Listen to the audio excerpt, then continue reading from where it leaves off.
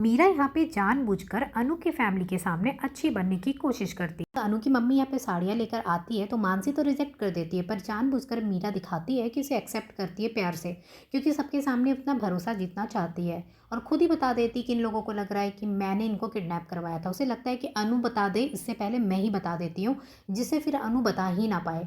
और यहाँ देखेंगे अनु फिर कमरे में चली जाती है। अनु को लगता है ये क्या कर रही हैं, मैं तो ये बात खुद नहीं चाहती थी कि सबके सामने आए, ऐसे मीरा मैम की बेइज्जती होगी और उन्हें बुरा लगेगा, लेकिन वो खुद ये बात कह रही है ताकि मैं कल को ये बात ना बोल दूँ।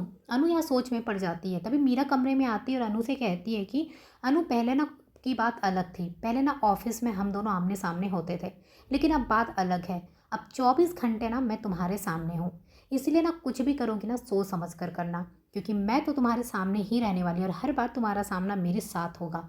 अनु यहाँ पे काफ़ी ज़्यादा शॉक्ड हो जाती है कि ये किस तरीके से बात कर रही है, मुझे ऐसे धमकी क्यों दे रही है। मुझे तो पहले ये समझ में नहीं आ रहा है कि मीरा मैम को मुझसे इतनी क्या नफरत है, मुझसे इतनी क्यों चिड़ी हुई रहती है हर टाइम, क्यों इतना ज़्यादा गुस्सा होती है। उसके बाद मीरा वहाँ से धमकी देकर चली जाती है। अब अनु भी यहाँ पे चुप रहने वाली में से नहीं है, लेकिन मीरा यहाँ पे ये सोच रही है कि अनु अगर ज़्यादा करेगी ना तो मैं यहाँ पे अनु को बता दूंगी कि तुम्हारे इस घर में क्या पोजीशन है। वो सबको बता देगी कि आर्या सर जो है वो इस घर के बेटे नहीं है। आर्य सर का असली नाम राजीव भाटिया है और वो इस घर के बेटे है ही नहीं। तो इस घर का जो पहला हक है वो मीरा का होगा और यशवर्धन का होगा, क्योंकि यहाँ पे जो बड़ा भाई फिर होगा वो यशवर्धन होगा, क्योंकि हर्षवर्धन तो छोटा भाई है। तो बड़े भाई होने के नाते मीरा बड़ी बहू बनेगी और इस घर में वो बताएगी सबसे ज़्यादा हक मेरा है, और इस तरीके से अनु को वो दिखाएगी। लेकिन फिलहाल वो चुप है, क्योंकि उसे पता है कि उसे ये हथियार कब यूज़ करना है। जब मौका मिलेगा, जब ऐसा टाइम आएगा, तभी मीरा ये सब कुछ करने वाली है। फिलहाल के लिए वो अनु को बार बार परेशान करेगी, नए नए प्लान बनाएगी, अनु उसके प्लान को भी फेल करने की कोशिश करेगी।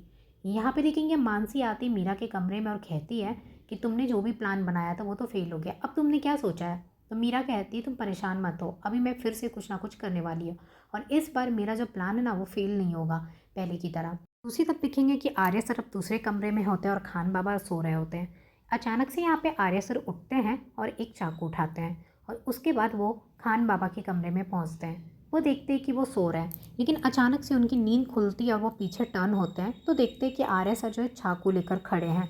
अब आर्य सर ऐसे चाकू लेकर क्यों खड़े हैं उनके सामने, वो क्या करने वाले हैं? क्या ये खान बाबा जो है वो सपना देख रहे हैं या सच में आर्य सर ऐसे चाकू लेकर उनके पास खड़े हो गए?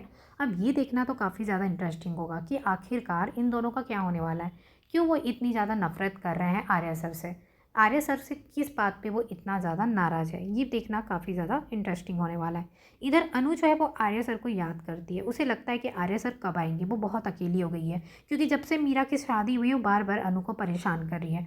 तो अनु को लग रहा है कि अगर आर्या सर होते तो उनसे बात करती, उनसे कुछ शेयर करती, लेकिन आर्या सर तो बहुत बिजी हैं, वो अपने काम में गए हुए हैं। तो अनु अभी फ़िलहाल आर्या सर को याद कर रही है। अब देखते हैं कि आर्या सर कब वापस लौट कर आते हैं।